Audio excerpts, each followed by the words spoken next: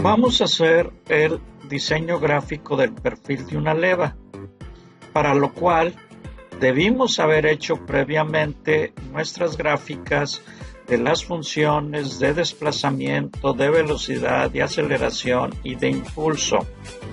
Además, vamos a recordar algunas de las características geométricas de una leva.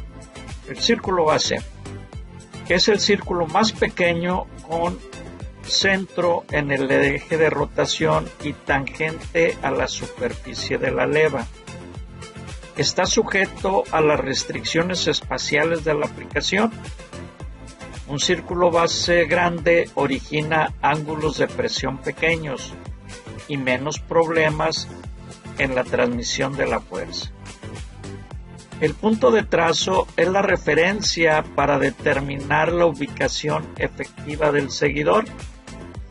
En seguidores de cuña, cara plana y esféricos, es el punto de contacto entre el seguidor y la leva. En el seguidor de rodillo se ubica en el centro del rodillo. La posición de entrada es la orientación que corresponde a una posición de referencia de 0 grados en un diagrama de desplazamiento.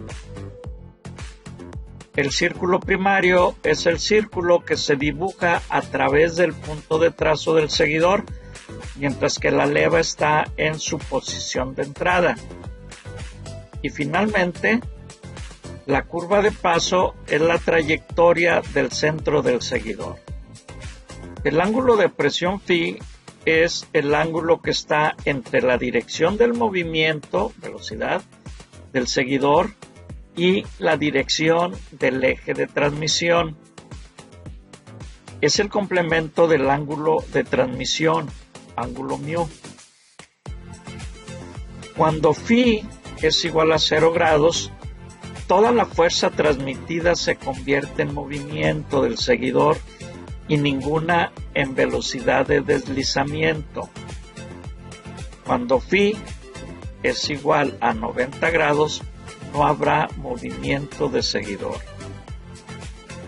Para seguidores trasladantes, es deseable que el ángulo de presión esté entre 0 y 30 grados.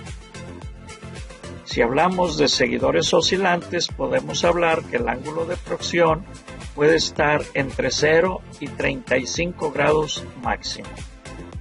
Y la excentricidad es la distancia perpendicular entre el eje del movimiento del seguidor y el centro de la leva.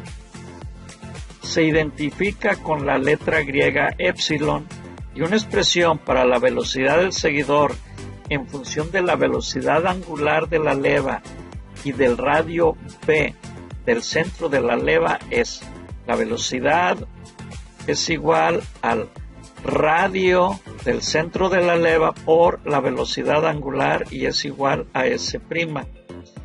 Si S es el desplazamiento instantáneo del seguidor, S' es su derivada con respecto al tiempo en unidades de longitud por segundo o unidades de tiempo. Es posible expresar la distancia b en función del radio del círculo primario, Rp, y la excentricidad.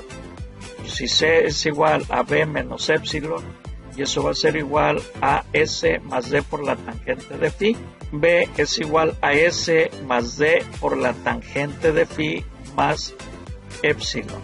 La velocidad es igual al desplazamiento más D por la tangente de phi más epsilon, donde decimos que D es el radio primario al cuadrado menos la excentricidad al cuadrado, y a todo eso le sacamos raíz cuadrada. Por lo tanto, el ángulo phi va a ser la tangente inversa de la velocidad menos la excentricidad entre el desplazamiento más la raíz cuadrada del radio primario al cuadrado menos la excentricidad al cuadrado.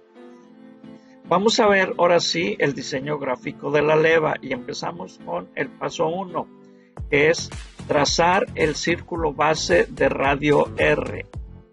El tamaño del círculo base normalmente está en función de las restricciones de espacio de la aplicación.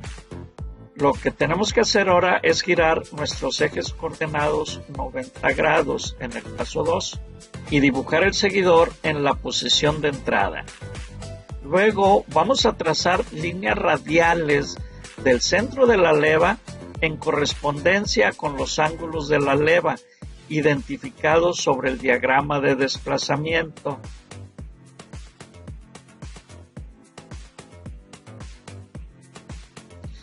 Para efectos de construcción, la leva permanecerá inmóvil y el seguidor girará en dirección opuesta al giro de la leva. Y ahora vamos a transferir en el paso 4 los desplazamientos del diagrama de desplazamiento a las líneas radiales. Estos desplazamientos se miden desde el círculo base.